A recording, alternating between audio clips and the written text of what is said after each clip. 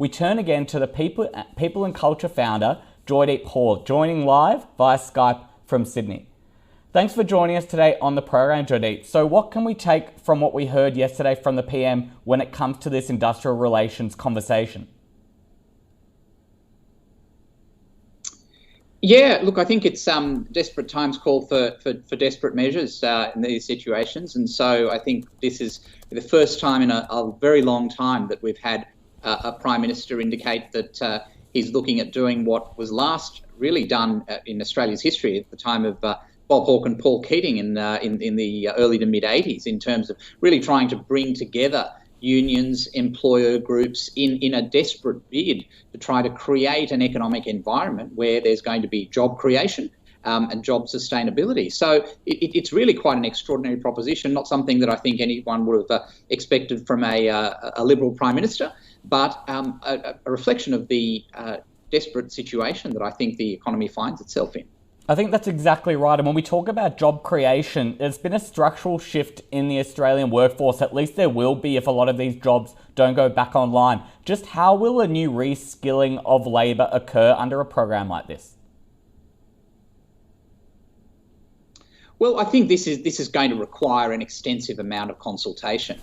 And I think the most important point for businesses and employers and people generally to appreciate is that there are a number of infrastructural challenges with Australian industrial relations. It is hugely regulated to the detail of the challenges associated with the terms and conditions which must be afforded to employees, the complexity of the award system, the challenges associated with letting people go, even where you've got legitimate reasons to do so because of an economic downturn. So what would ordinarily justify redundancy and restructure. There's so many things that are ingrained into the Australian industrial relations system that a lot of that will need to be looked at. It's not just a simple matter of saying, well, we need to skill people up, because at the end of the day, the environment has got to appreciate that unless it is made easier for employers to hire, and in fairness, and as much as this might sound unkind or somehow inconsiderate when it comes to people's employment, it's got to be made easier for employers to fire as well. And of course, this is where the challenge is going to rise. So the whole system is going to need to be looked at. The skilling, reskilling, upskilling part of it is an important part of it, but we've got to get the infrastructure right. And that's why I think that it's a very good catalyst for all of those things to be properly looked at. And if it can be done in a collaborative way, I think that's great.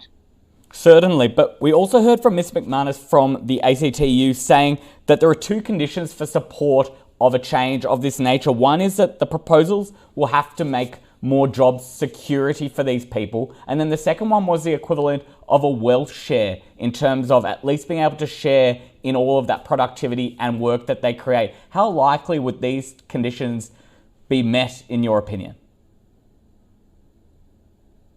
Well, I think that will come down to the other side of the table in that particular discussion. I mean, if employers are going to be asked to, and employer groups are going to be asked to come to the table in this collaborative way, I think the first thing that they're going to be saying is, in principle, that's fine, but this has to be seen as point in time. And the whole reason that this is happening is because of the challenges that employers, business and the economy finds itself in due to the COVID-19 pandemic.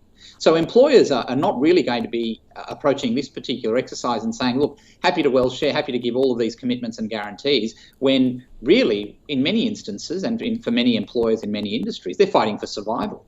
So this is not about, okay, let's just assume all of this is going to work and let's give some, if not, a lot of it back. This is about, let's put us as employers in a position of sustainability first. But of course, what the union side of the table says in response to that, it might say that that's not good enough. If we're going to be making compromises and sacrifices to terms and conditions and penalty rates and whatever else, well, why would we be doing that unless there's an upside for workers? So how confident realistically are you for these conversations to end with a positive and constructive outcome? Well, I think that the last time that a coalition government sought to introduce our reform, we all know what happened with work choices. This is being done, and I think very cleverly, being done by the government in a very different way. It is seeking to initiate a collaborative process. It is doing so off the back of a catalyst that everyone is aware of. And I think everyone appreciates that unless something changes, the time that it's going to take to get out of this economic crisis could be far too long. So I think there is a burning platform. I think that there will be some very sensible discussions that will be had. I think that there will be some compromises that will be made, having regard to the severity of the circumstances. But as with all of these things, I mean, it's going to be a negotiation. It's going to involve an assessment of whether the compromises are enough. No, that's absolutely correct, Joydeep. And maybe some of this $60 billion that's just been discovered under the couch last week can hopefully go to reskilling this workforce and getting us out of this quickly. We're going to have to leave it there this afternoon. We really appreciate you taking the time. No problems. Thanks for having me.